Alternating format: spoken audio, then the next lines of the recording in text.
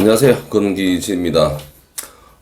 이번 주제는 배변판 또는 배변 패드 모서리 또는 테두리 부분에만 오줌을 누는 개들에 관해서 설명드릴 건데요. 의외로 많은 강아지들이 이렇죠.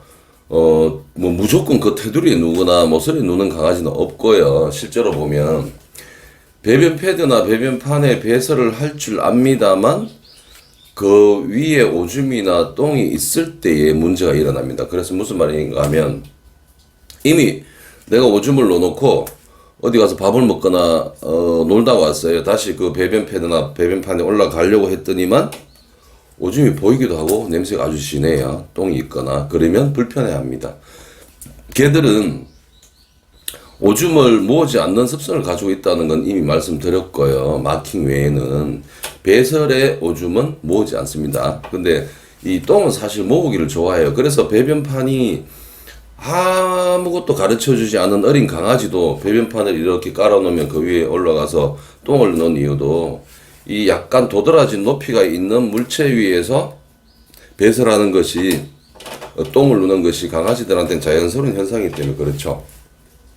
어찌됐든 이 배변판이나 배변 패드에 눌 줄 알면서도 그 위에 흔적이 있을 때 이게 불편해지면서 벗어나긴 애매한 거죠. 원래 이게 자꾸 누는 습관이 있으니까 멀리 가긴 애매하니까 어떻게 돼요?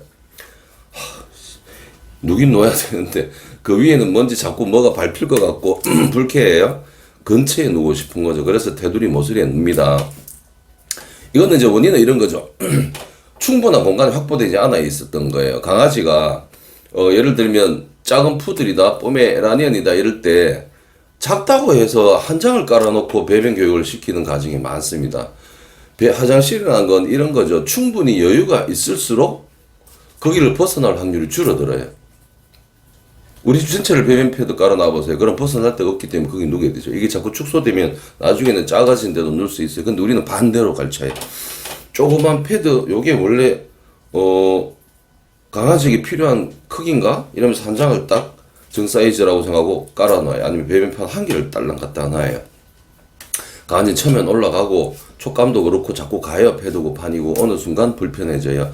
매일매일 배변판을 닦아낼 수가 없어요. 눌 때마다 세척을 해서 다시 건조를 해야 얘가 생각할 때, 오줌이 여기 진하지 않네라고 생각하고 다시 가는데 우리는 보통 그냥 휴지, 물티슈 위에 판만 닦아요.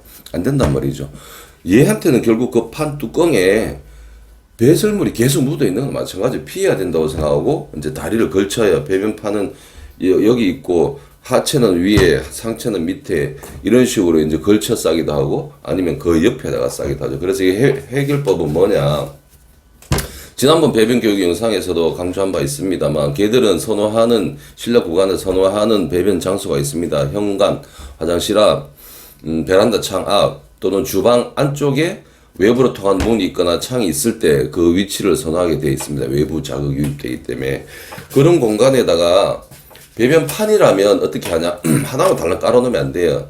그러면 대형견용 깔면 안 되나? 지금 늦었어요. 대형견용은 아예 작은 걸 쓰는 게 나아요. 대형견용 쓰든 작은 걸 쓰든 하나로 끝나지 않습니다. 이미 그런 상황이 벌어진다면 어떻게 해요?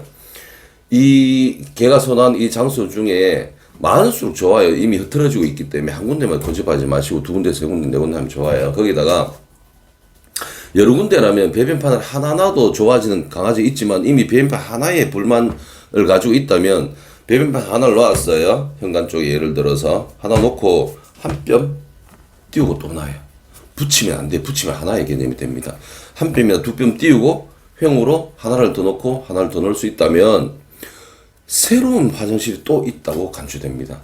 배변 패드는 어때요? 배변 패드는 예를 들어서 두 장을 쓰고 있었지만 얘가 벗어나고 있었어요. 그러면 어떻게 돼요? 두 장을 네 장으로 만들어야 돼요. 배변판은 두께가 있기 때문에 시각적인 그 도드라짐이 있어요. 하지만 패드는 밟고 촉감으로 감지를 하기 때문에 두 장짜리 네 장 정도는 돼야 돼요. 그리고 어떻게 돼요? 그 옆에다 또 만들어줘도 돼요. 아니면 배변 패드엔 이런 방식을 쓸 수도 있어요. 배변판도 마찬가지인데요. 깔아놓을 만큼 깔아놨어요. 배변판은 예를 들어서 한 뼘, 두 뼘 띄우고 뭐 한 개를 더 놨어요. 근데도 테두리에 싸요. 울타리 조각 있죠. 우리 강아지 특히 울타리 이런 거 있으신 분들은 한 단으로 쏘면 돼. 한 단으로 쌓아서 강아지가 들어갈 통로만 내비두고 뺑 둘러요. 너무 바짝 붙이지 말고 약간 떨어져도 돼요.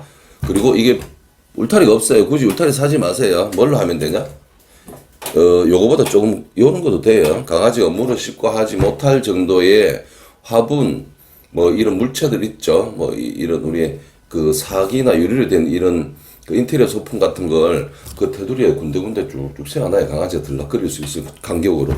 이렇게만 해도 강아지들은 다시 넓어지고 확보되어 있는 화장실을 알게 되고 테두리에 조금의 우리는 불편하게 만들어서 강아지가 자연스럽습니다. 강아지들은 원래 남이 보지 않는 풀숲 뒤, 나무 뒤에서 배설하는 걸 선호하는 이런 강아지들도 많아요. 그래서 이걸 테두리에 쳐넣기만 해도 그 안에 더 안정감이 만들어지면서 좋아질 수 있다는 거죠. 첫 번째, 하나로 그치지 말라는 거예요. 이미 지금 쓰고 있는 게 뭐 배변판이 2개라면 2개를 띄우고 또 2개 또 놓으면 되고, 배변 패드를 4장 깔았다면 이걸 한쪽에 치우치고 그 옆에 좀 띄워서 또 놔야 된다는 거예요. 아니면 그 외의 장소에 또 만들어줘야 된다는 거예요. 그것도 안 되면 어떻게 해요?